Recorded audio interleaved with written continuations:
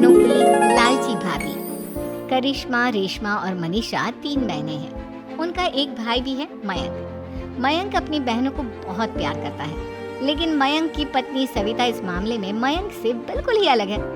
वो अपनी ननदों का जितना बुरा कर सकती है उतना बुरा करती ही रहती है और अपनी ननदों पर हुक्म भी चलाती है। करिश्मा, करिश्मा, तुमने अभी तक नाश्ता नहीं बनाया? तुम्हारे भैया को ऑफिस जाने में देर हो रही है। हाँ भाभी, बस अभी बनाती हूँ। करिश्मा, तुम ये ढीलापन छोड़ दो।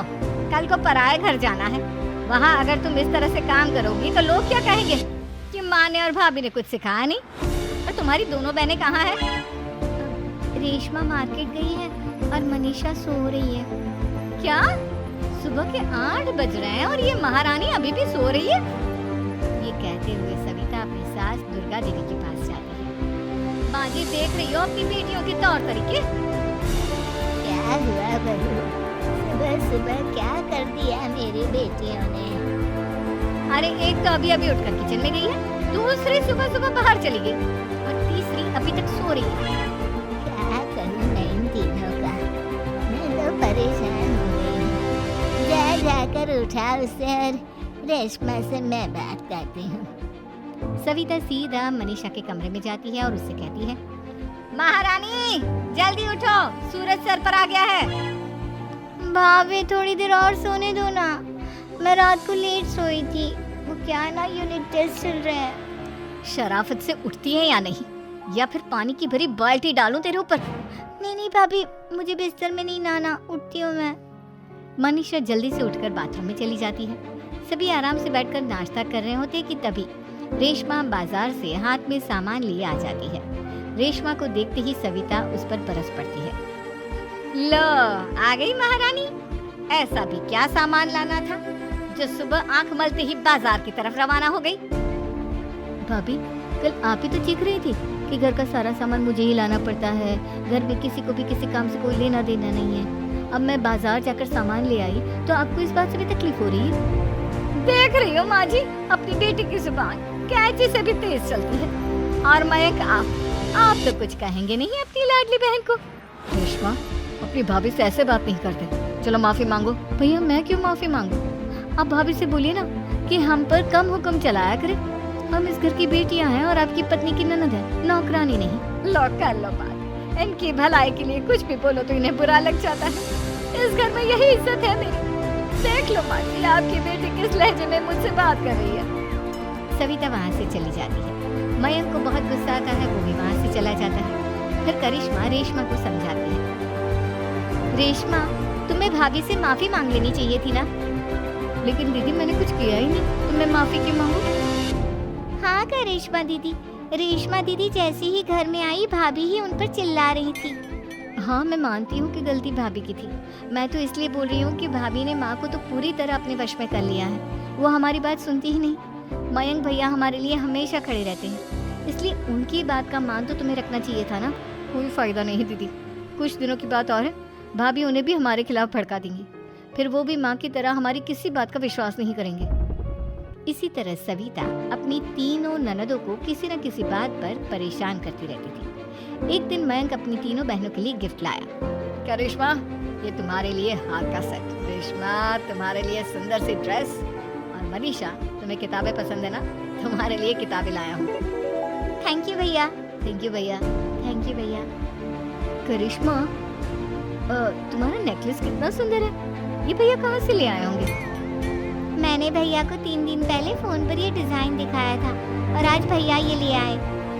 सविता तो अपनी ननदों के गिफ्ट्स देखकर जल गई और करिश्मा का नेकलेस तो उसे भी बहुत पसंद आया था।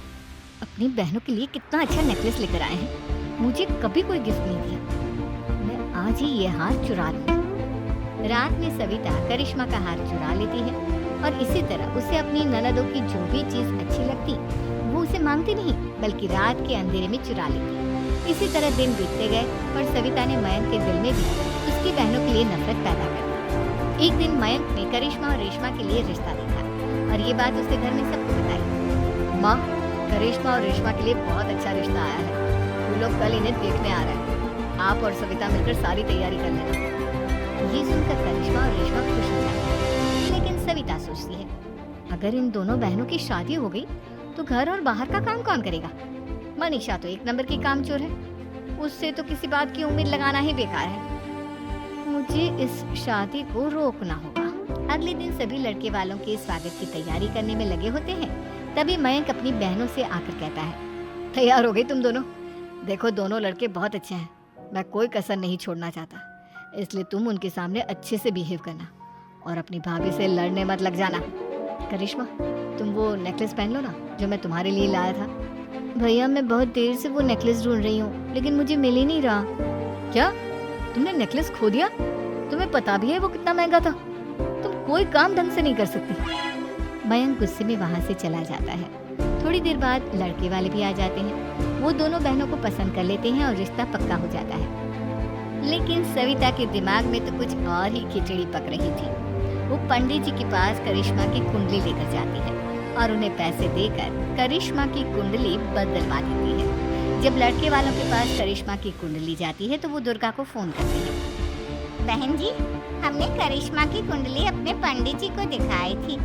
आपकी बेटी की कुंडली नहीं बल्कि दोषों का पिटारा है।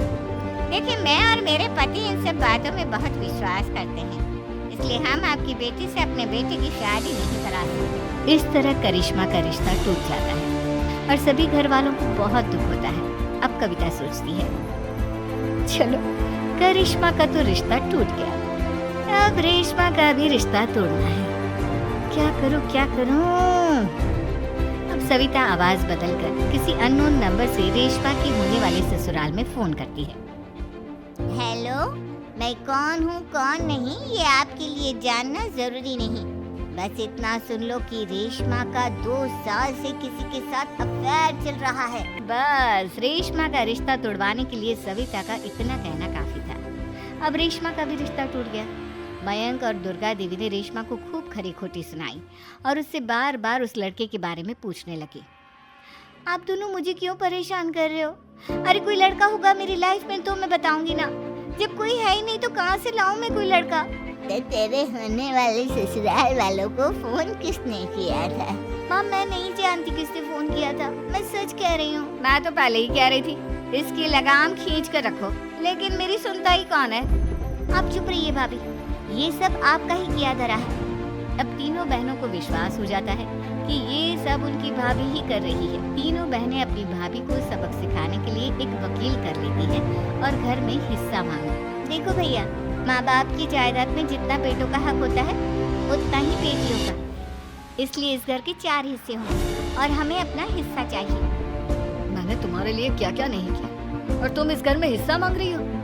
भैया, आप और माँ हम बहनों की कोई बात नहीं सुनते हो और भाभी हमारी शादी नहीं होने देगी क्योंकि उन्हें लगता है कि आप हमारी शादी में ज्यादा पैसा लगाओगे और उन्हें हम जैसी फ्री की नौकरानी कहाँ मिलेगी।